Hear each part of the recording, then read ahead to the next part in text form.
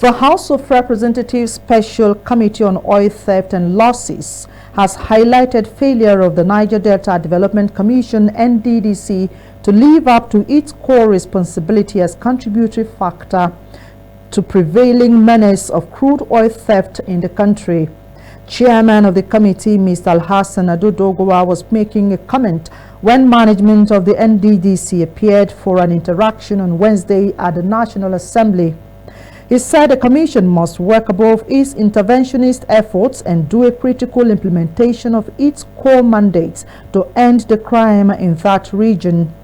Managing Director of the Nddc, Mr. Samuel Ogboko, represented by the Executive Director, Finance and Administration, Mr. Boma Iyaye, had tried to state the various interventions being provided by the Commission. The committee, however, said it is doing barely enough to end the menace against the national assets.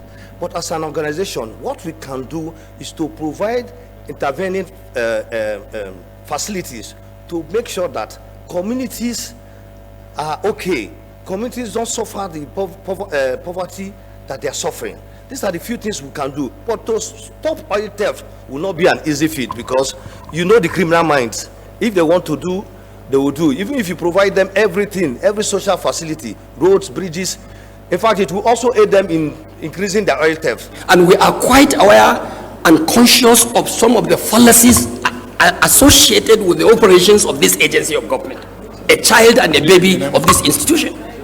So what Sada Soli was simply trying to make out of your submissions is that to what extent could you be able to gauge your mileage in terms of effectively addressing or discharging your duties, your statutory duties. For as long as you guys are reneging, for as long as you guys don't do the right thing, you consider Nddc as simply like a retirement or interventionist body, where people who retired either in public service or in politics will go back home and fall back on it, then definitely you are not doing the right thing.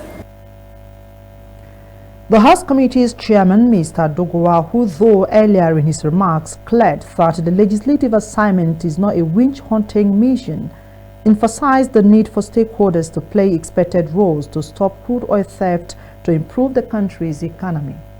I want to believe if the leakages are blocked, if the consistent or persistent theft and vandalization of our critical assets in the sectors are addressed, then certainly our production is bound to actually increase. And when you have an increased production, subsequently, you will have an increased prosperity. You have an increased windows and openings for revenue.